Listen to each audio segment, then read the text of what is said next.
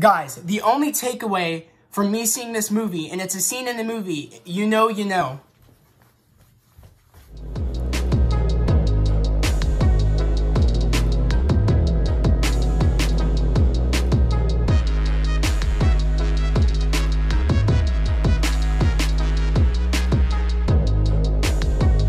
Zach, welcome back to the Heroverse. Guys, I just got back from seeing Morbius. This will be my spoiler review. To start off, I just want to say here and clarify, look, I know people put a lot of hard work into this movie, and, you know, this movie got held back so many times. This movie was supposed to come back out, it was supposed to come out in 2020, and it just kept getting pushed back because of COVID and everything. And, you know, I really had high hopes for this movie when I initially saw the trailers. Like, all I did was, like, hype up this movie, thinking, oh, it's going to be good, it's going to be good. Until, of course, we heard, like, all the crazy shit going on with this movie on, like, from the director telling us what the post-credit scenes were, to them taking out a lot of the things that were in the trailer, pretty much that enticed us to want to see this movie. They'd be like, oh my god, it's interconnected to what happened in Spider-Man No Way Home. I was like, oh my god, like, this is amazing. What universe is this in? Everything. Until everything came out recently, when they did the pre-showings to everybody, like, leading up to the premiere of the actual movie coming out. And people were saying that they took out pretty much everything that was in the movie that made us want to even see this movie. And when I went into this movie, I was literally looking for those things, like, okay, because that's one of the things that really turned me off about this movie.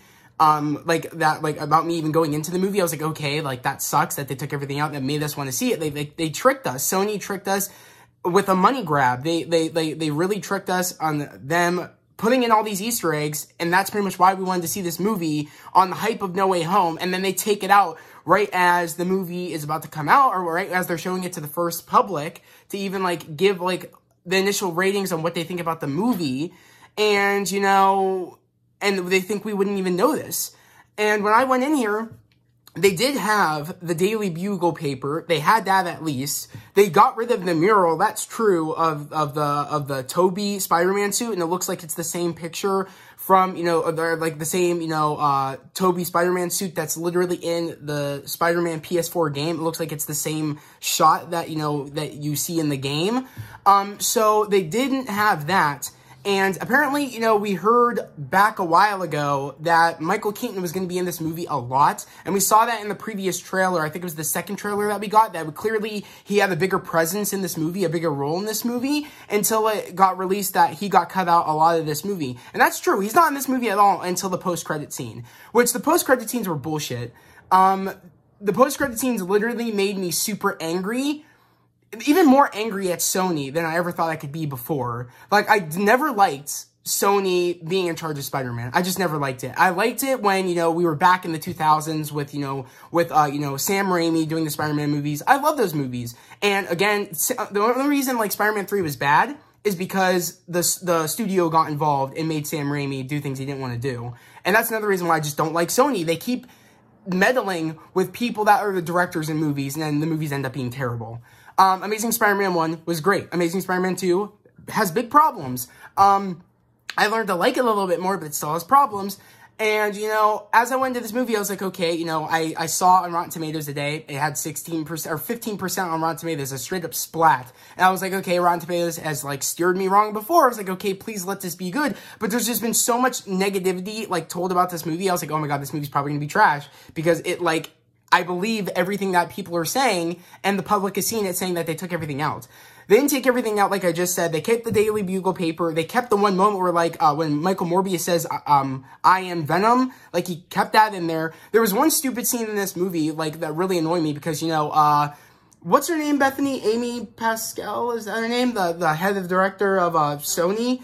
You know, what really annoys me is that she claims that she wants to get, like, away from Marvel's, like, away from Marvel Studios and make her own universe over here, but she had the nerve to have it, like, where it says, like, to allow at least the one moment where Michael Morbius is like, you know, you won't like me when I'm hungry, you won't like me when I'm hungry, and I was like, really? We're really gonna do the, like, the most iconic Incredible Hulk, like, you know, like, line that Incredible Hulk does? I was like, really? This is, like, dumb to me?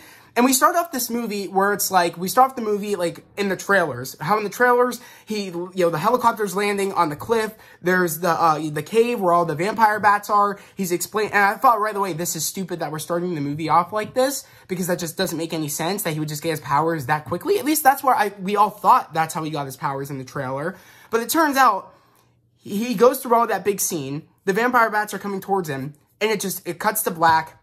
It says 25 years later. So we see him as a kid. They're trying to show us the bond between him and Matt Smith. He played, I'm trying to remember right now who he played. He played Milo in this movie, and they show the connection of both of them as they, as them becoming friends and them technically even becoming brothers, and really want us to care about these characters and care about, their lives and the disease that they have and just how, like, how they're being treated. And I was like, okay, this is okay, I guess. I wish we would have started around there, maybe to really gather a sense of, like, okay. But we barely spent any time with them in that moment. And when we are in that moment, there's a scene where, like, Milo comes in, the one doctor dude that's in charge of the place, his name is Emil. He introduces Milo to Michael, saying, oh, like, this is the new kid we just got, his name is Milo, and then that's when they become friends, and they're getting their dose of blood. I guess they need blood, like a new fresh dose of blood to survive,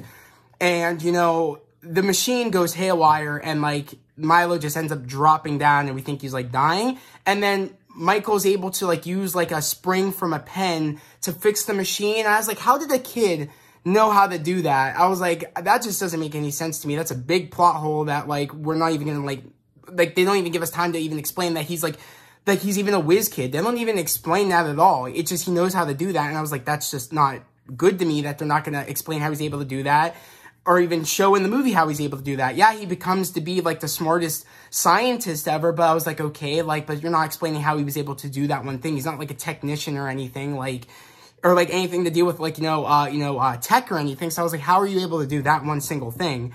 And then we cut from there.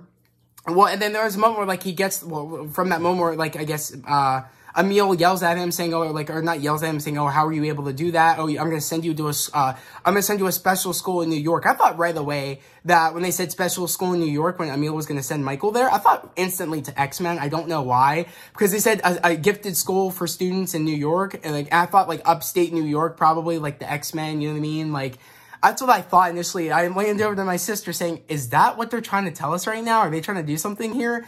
And I was just like, no, that can't be what's going on right now. And he ends up, getting sent away from Milo, even though they just became friends. And, he leaves Milo a note saying, I'll come back for you. You know what I mean? I'm going to get big and I'm going to come back for you. And I'm going to heal us of our disease, and I'm going to change the world. And, we just jump to present day. He's getting an award. He tells the people that are giving him an award, apparently to F off or something like that. He tells, like, the little girl that he's, like, treating that, oh, I told them, to pretty much, F off or whatever. And that just didn't make any sense to me. He's going to tell somebody somebody that's getting he's getting an award, and he's telling them to F off. It just was like, that's stupid. That doesn't make any sense to me, but okay. And then we get the whole, introduction to Michael's pretty much a love interest. Her name is, what's her name, Bethany? I always forget. Her name, it's like, I always forget what her name is. It's like, Martine. We get the introduction to Martine. She's like his love interest, and she puts down the paper saying, oh, you told them to F off, blah, blah, blah, blah, blah. And right from there, he gets caught doing the whole experiments with the bats. So that already happened. And I thought when we get to this moment where, like, he's treating the girl, and he's like, he's accepted his word, he treated the girl, I was like, okay, we're going to get to the moment where we did get in the first scene where he's standing on the cliff where the cave, and he's going to get his powers there. I was like, okay, is that when you're going to get your powers? But it turns out, no, he has the bats already, and he doesn't get his powers in that moment. I was like, that's stupid to me. You just, like, tricked us thinking that that's how he got his powers in the trailer, and made it where he's like, he actually has to do tests and stuff to get the abilities, like dissecting bats and stuff, the vampire bats that he actually does end up capturing. So I was like, okay, this is, like, dumb to me that you've had these bats, and we just, like, are like, okay, like, we thought you got your powers there, or we thought there would have been some build-up time. We're like, okay, like, it would have built up to that one moment where, like, that was your last resort to go to that place. This, where it was out in, like, I forget where it was that he went to find these rare vampire bats. Where was it? Costa Rica. Costa Rica, I thought they were going to build up to that moment and make it, like, really dramatic, but they didn't. He's had these bats. He's trying to figure out, like, to mix the human DNA with, you know, vampire bat DNA to make it work, so we can cure his disease, even though he's not supposed to do that. So they have to go on, you know, out in the middle of the ocean or whatever, somewhere, I guess, where it's like, you know, they can do, you know, experiments off the radar and stuff like that. So we get the whole big boat scene where he ends up, injecting himself with the serum, which, you know, that goes through one first trial before we got to this boat, you know, liner or whatever. And, you know, it fails at first, but then it was a success. So I was like, this was way too easy, that you're not even going through trials before you get, like, it should have been like he goes through trials, and then the last resort is to go to that place.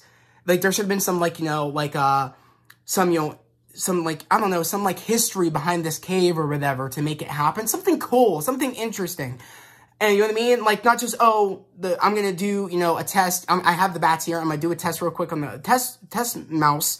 Oh, it died, and then, oh, we turn around for a second, and, oh, it's alive again. Oh, we solved everything. Let's go out in the middle of the ocean, inject myself, and whatever. It just felt very fast-paced and sloppy, and it just didn't give it enough time to breathe. It was just, like, rushing through the whole entire plot line, and it was jumbled everywhere. Like, how everything was jumbled, like, again, like I just explained, the scene where he's, you know, capturing the bats for the first time and we think he's going to get his thing, to the scene where he's, like, 25 years later when he's a kid, to the scene present day when we're like, okay, we're going to see the moment where he does get the bats, like, with the first scene we just started the movie in. But no, it's jumbled. He ends up, you know, again, tearing through the boat and kills 8 people. And, you know, he realizes then, oh, crap, I can't let anybody, like, have this curse. And of course, you know, he tells Milo before he ends up going out there, saying, like, oh, I found the cure, oh, you know what I mean? Or, like, I have a way, like, the cure or whatever, but I have to go somewhere off the jurisdiction, like, so that way I can, you know, see if it even works. And he ends up, you know, doesn't end up talking to Milo until Milo ends up finding him at the lab that he works at, which is Horizon Labs. He ends up, which is a callback to, like, you know, the comics and the games and stuff. So he's at Horizon Labs, he works there, and that's when Milo comes in. And I knew right away when Milo was in there, and, like, he took the 2 last vials, because he ends up ditching the ship and ends up going to Horizon Labs. And the one, Martine, the girl that he likes, ends up getting knocked out by one of the boat people there. Mind you, this is, like, a shady boat, and he shouldn't be doing stuff off the jurisdiction out in the ocean, wherever. So she ends up getting knocked out. He ends up trying to, like, so he doesn't hurt her. He ends up jumping off ship. And, you know, he calls out for help first. Then he jumps off ship. Then he goes to Horizon Labs trying to figure out, you know, what's going on with him. We end up getting the scene where he catches the ball. We see him using the, you know, the bat, the sonar and stuff of a bat. And, you know, the echolocation. And I'm just like, okay. This is cool, but we saw a lot of this in the trailers. There was, like, nothing new that we didn't even see. It's like they gave everything away in the trailers. And then, you know, we get the moment where Milo comes in, sees that, you know, Michael needs blood because he ends up trapping himself in there, and he wants to see the distance of, like, okay, well, will the blood, you know, like, do I have to use actual real blood, or can I use artificial blood? Because he ends up, like, he's the only doctor to ever make artificial blood that actually works. So, you know, he ends up realizing that artificial blood works, but it doesn't last forever. And if he doesn't take, you know, if he doesn't take blood or whatever, or even artificial blood, he'll end up dying. Like, he can only have artificial blood for so long before he needs to actually start taking blood to live. And he won't do that. He made a vow to not do that because he realized, I can't do that. I won't do that. And when Milo comes in, he's hobbling in there, and he finally realizes that, oh my God, you're strong. Oh, I need you to help me. You promised me you'd help me. I'm rich. I've given you everything that you've wanted. I got you the boat so you could even make this test. And I was like, okay, you have 2 vials there. And we get to the moment where he hobbles out of there because, you know, Michael's like, leave me alone. I refuse to give you this vial. It's a curse. And I was like, okay, he took the vial, because he ends up, like, moving back and, like, grabs something and then walks out. I was like, you took the vial just then and there. I was like, you took that vial. And we get the moment where it's the next day. You know, Michael ends up, you know, getting, you know, interrogated by, you know, Tyrese's character, which, you know, for people that don't know, Tyrese is the dude that plays in Fast and the Furious and stuff. He barely had any scenes in this movie. He only had maybe 3 scenes in this movie. Not much to say. He had barely anything to do. Could you imagine, like, it's your big Marvel, like, not really, like, Marvel Studios debut, but you're in a Marvel movie, essentially, and, like, you only have, like, 3 scenes and barely any lines, and you're trying to act like you're, like, that you're like gonna like you're trying to act like you're gonna like take down Michael Morbius, but then you end up getting thrown across the room when you when you come across him and you're on to him, because there's a moment where like the doctor that Michael worked with ended up getting hurt the same night where I guess Milo was, and when Milo was asked to leave, he took the stuff, must have taken it in the place, and went after one of Michael's workers. And that's when the police show up to Michael's place to, pretty much, ask him questions, be like, oh, Martine worked with you, and, she was on that ship, and, you've been known to do shady, tests to try to cure your disease. And that's pretty much when he gets caught, when they end up finding out that somebody died in the place of his work, in the workplace, and they end up going after him. And then that's when, Michael stops the act of him acting like he still, like, has his disease. And I was like, okay, like, there was a cool scene when he's, like, jumping up, but we saw that in the trailers when he's jumping up and blocking all the bullets.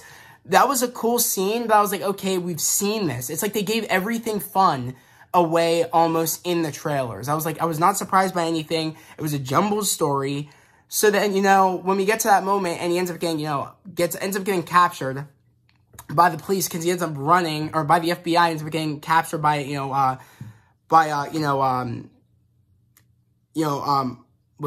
Tyrese's character, which his name in the movie is Simon Strode, or Simon Strode. And, he's about to fly. It's like almost he's about to fly, but he doesn't realize what's going on yet. And he ends up getting captured. He ends up throwing the artificial blood there before he ends up, like, the wind starts taking him and he almost starts to fly. Gets put away in prison. Then, that's when you find, like, Milo ends up, coming in there, giving him, the real blood, saying, oh, this will tie you over for now. And right when he walks in, he's pretending to be on his crutches. I was like, okay, you clearly took that stuff. I was right. You clearly took it. And I was like, how does Michael not know that he took that stuff? He doesn't look Milo doesn't look the way he looked before. And you just faked using crutches. You know what I mean? So why are you not smart enough to realize that realize that he took the serum too? How did you not know that one of the vials of the two that you brought to Horizon Labs was taken? It was so stupid to me that he didn't realize that until the moment where, like, he gives him the blood and he ends up walking out. And then, he leaves the crutch there. And then that's when Michael realizes, oh my God, he took the stuff. And oh my God, he must have killed my, one of my colleagues, the one colleague that, that died in Horizon Labs that I worked with. And it was just dumb to me that he took him like a minute to realize that, when it should have been, he should have just realized it right away, or even right when the serum was taken in the first place. It just is so dumb to me, where it's like, it pulls you out of the movie. And, right from there, we go on this big chase where it's back and forth, He ends up going after him. They fight in the subway station, and we see that scene where, again, where, Matt Smith ends up walking in the trolley place, I don't even know the word for it, the trolley station, I guess. He ends up walking in the trolley station. That's the same scene where he's going after Michael. They end up getting in a big fight.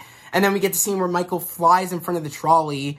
And from there, it's just he's hiding from Matt Smith this entire time. Matt Smith is literally Matt Smith literally acted like an evil version of the Doctor from Doctor Who. And I've watched some of his stuff from Doctor Who, and it was just goofy to me. Or even from the trailer, like the second trailer is how would they feel like, or how about they know what it feels like for a change, and it feels very over dramatic. It was very over dramatic and over the top. It was very like Doctor Who, like he was acting like he was an evil version of the Doctor from Doctor Who. And I mean, it's not such a bad thing, but it was just too over the top. I was like, okay, but and they didn't give enough time where it's like, okay, I believe that you're a villain. You know what I mean? I didn't believe it.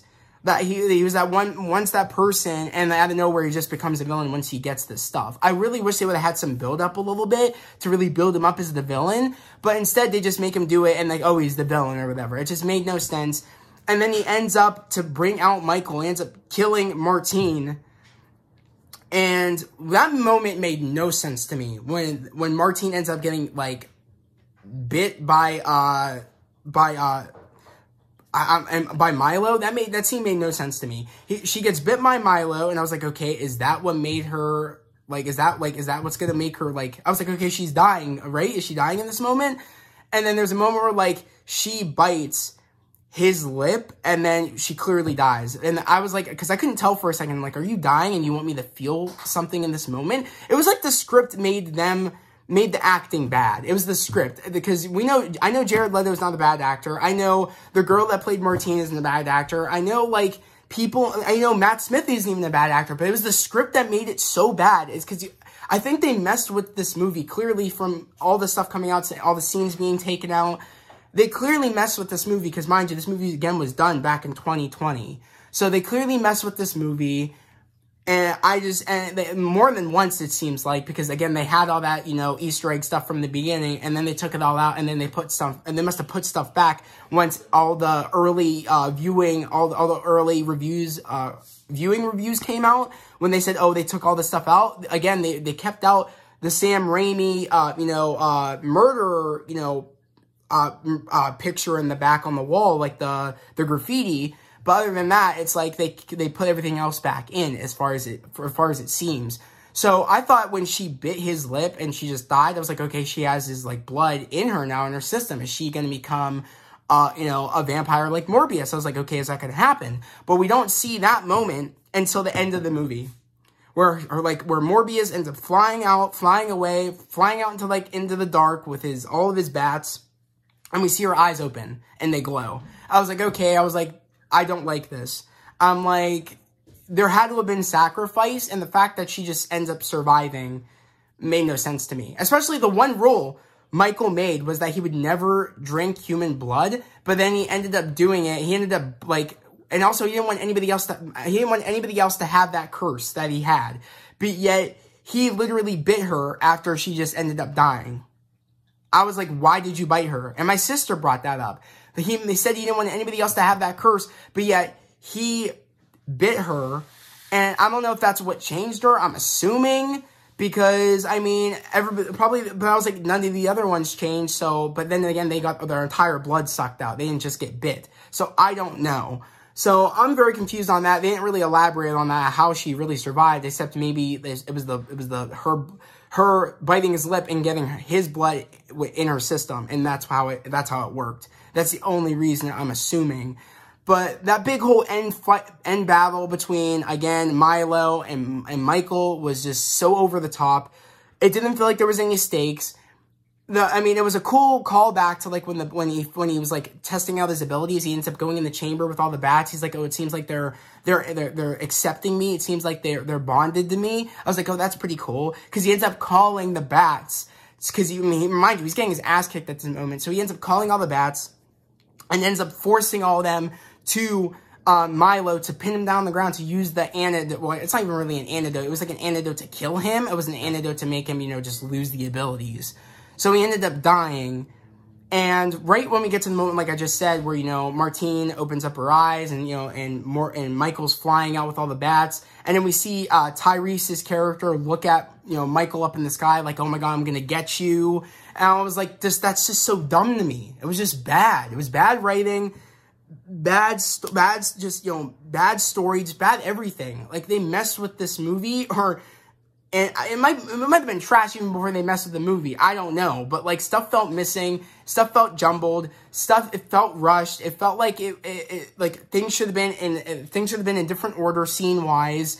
It felt like this movie was just rushed. And it felt like it was just a parody almost of, like, what a real, Morbius movie could look like. And it's funny because this is coming from the same studio that made Venom, and the Venom movies got higher ratings on Rotten Tomatoes. And again, I don't trust Rotten Tomatoes, but like, it got a higher ratings on Rotten Tomatoes, the first Venom and the second Venom, and the storyline wise of the first Venom and second Venom are a lot better. And also, I care about the character, I care about Eddie a lot more in the relationship with Venom and those two films, and even also like Anne, Eddie's girlfriend or whatever. I cared about those extra characters. I cared about like the main character. I just didn't care about Michael Morbius. I didn't care about Martine. I didn't care about Milo. I just didn't care about anything because they didn't give us enough time to let the movie breathe and let it take its time. So we're gonna get on now. So after that moment, when her eyes open up, it just ends with the Morbius logo. It just ends. Black screen, Morbius logo. And I was like, me and my sister were like, really? that's how it ended. Like, what? We started out weird and we ended weird. And throughout this entire movie was just, what the hell is going on? And we get to the end credit, they're not even end credit scenes, they're post-credit scenes. We get 2 post-credit scenes, and they, of course, this is not even a surprise to me, it's not a shock to me, because again, the director came out literally telling us what the post-credit scenes were. He told us that they involved Michael Keaton's Vulture, which again, I'm shocked in the history of whether it be Sony, whether it be any studio, you're just going to tell us what the end credit scene is. That shocked me. Dude clearly didn't care about this movie to just say, oh, this is what the end credit scene is. Because that's the most special part of these Marvel movies, whether it be from Sony or even like Marvel. It's that, or any movie in general, it's like when you have a post-credit scene or an end credit scene, you don't want to tell us what that is. And because that gets you hyped for the next movie, because they make it look like there's going to be a next movie of some sorts. So the first post-credit scene we get is Vulture, or is a rift opening up. And I knew right away that's the rift from Spider-Man No Way Home. And I said to myself, okay, this makes no sense to me now. And I've heard that, like, people say that these end credit scenes don't make any sense. They're worse than the movie. And I'm not gonna lie, they are worse than the movie, probably.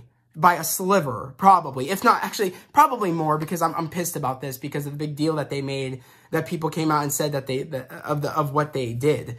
So they're already acknowledging the fact that, from what we heard previously, that they wanted this movie to be a solo movie. Wanted it to be connected to no universes, right? Its own universe. But yet they mention San Francisco. So you just mentioned Venom. Not only you saying, I am Venom, or, you know what I mean, or we are Venom or whatever, you put that in there. So you're confusing me already, that you guys took it out initially, that's what people said, and then you put that back in after you just said you want it to be, you said the director came out saying it's his own universe, and there's no mention of Venom or anything. You have that in there. You mention, again, San Francisco. And then you have at the end credit scene where it's the rift showing from Spider-Man No Way Home, and we see Michael Keaton's Vulture just pop up in a cell. And I was like, you've got to be kidding me. This makes no sense to me at all. Why Vulture from that universe would come to this universe. I mean, they did come out saying that apparently there is a Spider-Man in this universe, which makes no sense because you're in New York. If Spider-Man was in your universe, he would have been mentioned in the Daily Bugle. That makes no sense to me. So you could say that, okay, they might try to make us like sound like, okay, in No Way Home, all the villains were gonna come to Peter's universe. Okay, so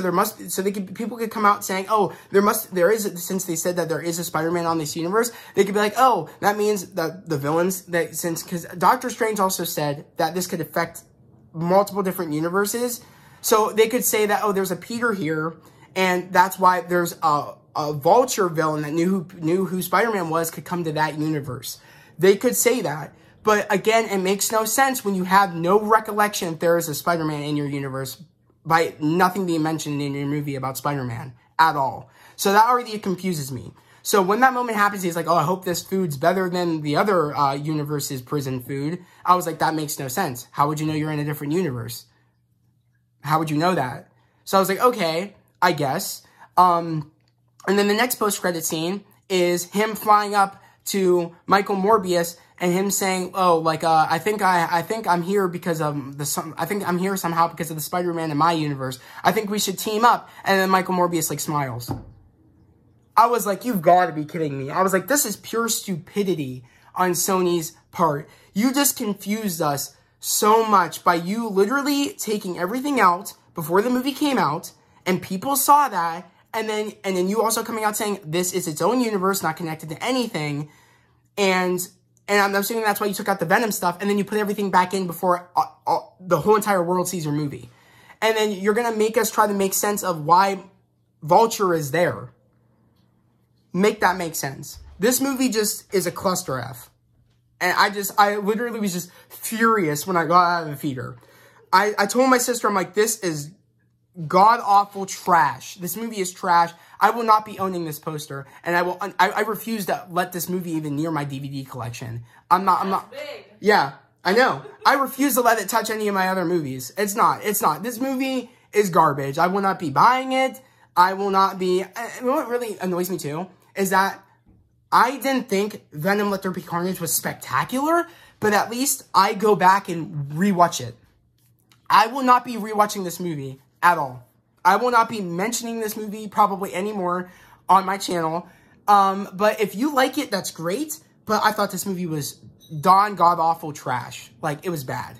And again, I know people worked hard on this movie. Again, this movie, I feel bad big time for Jared Leto because, I mean, he's gotten the short end of the stick a lot of the times. Like, literally, he's gotten yelled at about his portrayal as Joker. I mean, I don't like his portrayal of Joker, but still, he tried. You know, he got yelled at for apparently House of Gucci. I don't know what that's about. I never saw that movie. But, like, this is your big Marvel debut. Again, not Marvel Studios, but, like, a Marvel property. And the movie's bad. Again, I don't think he's a bad actor. I don't think anybody in this movie is a bad actor. But when it comes to a bad story and bad writing, it just, and just bad world building, it just makes all their acting talent just go to shit. It makes it bad. But guys, I really want to know down in the comments below how you guys feel about this movie. Because again, I will not be rewatching this movie at all. I would maybe watch it just to make fun of it, but that's probably about it. And that's weird. And again, I don't want to do that to any movie. I don't want to hate any movie. Again, this channel is literally about love, positivity, and motivation. But when I kid you not, I wanted this movie to be so good. Because when I saw those trailers, I loved it, like I just said. And you guys can check out my trailer reactions or whatever. I thought this movie was going to be great. And I don't like saying this, but this movie was trash. Do you know what's interesting? Oh, yeah. I don't like horror as a genre, but they definitely had horror elements. Yeah, of course. And with Doctor Strange coming out and Blade and Moon Knight is a little bit of... Yeah. Is this like a new trend in comic book movies, this horror element? It's been like that, especially with Morbius' character. I'm just shocked because Sony is yet again trying to build a Sinister Six movie or some sort. They're trying to. But I just don't like how Amy said she wants to pull away from Marvel Studios, but yet she's taking a Marvel Studios, Michael Keaton's Vulture, out of that universe, expecting us to make that make sense, when it makes no sense why he would be there at all. It just doesn't make sense to me. Other than what Doctor Strange said, it could affect all the other Peter's universes, and there might be a Peter Parker in this universe, because, again, the director came out saying there's a Spider-Man here, but it doesn't make sense because there's no mention to Spider-Man in the Daily Bugle, and Spider-Man is located in New York. That just alone makes your movie, that quote from the director make no sense at all. And again, I don't want to be like this, but I just didn't like it. But I just want to know what your thoughts are, your theory, like what your theories are, and where this could possibly go. And yeah, again, if you're watching this also and you didn't see the movie and you just want to know what just hear spoilers about the movie to see if it's even any good, I'm not gonna lie, I don't recommend this movie. I do think it's a waste of money, but hey, if you want to judge it on your own and you want to, because you might like it, go for it. But yeah, I'm not really recommending this movie for anybody because it's just a disappointment at the end of the day. It deserved the 15 splat on Rotten Tomatoes. I don't want to say that, but it did. It really hurts me because I was really looking forward to this movie. I got angry anytime it got pushed back. Like when it was COVID, I got angry when it kept getting pushed back. But I'm just furious. I just can't see their hope for a spider, I can't see their version of a Sinister Six happening now because this movie was bad. This is already going to affect, I think it's going to affect Kraven the Hunter. And I'm excited, I'm stoked for Kraven the Hunter because I love Aaron Taylor Johnson. But if I know anything now, I need to have low expectations when I walk in that movie. I cannot let the trailers trick me because the trailers tricked me with this movie. And that hurts my feelings because I've been waiting for the Kraven the Hunter to pop up on big screen, especially its perfect casting with Aaron Taylor Johnson. And I'll probably just see it because it's Aaron Taylor Johnson. But I'm furious, and I have to go in with low expectations. With that movie, I'm going to have to go in with low expectations for Madam Web, and I'm pissed. I'm pissed as a fan of Marvel in general, because again, that's an extension of Marvel. Maybe not Marvel Studios, but an extension of Marvel. And I kind of was hoping Sony wouldn't fumble the ball after them working with Marvel for all these years, especially with Spider-Man No Way Home.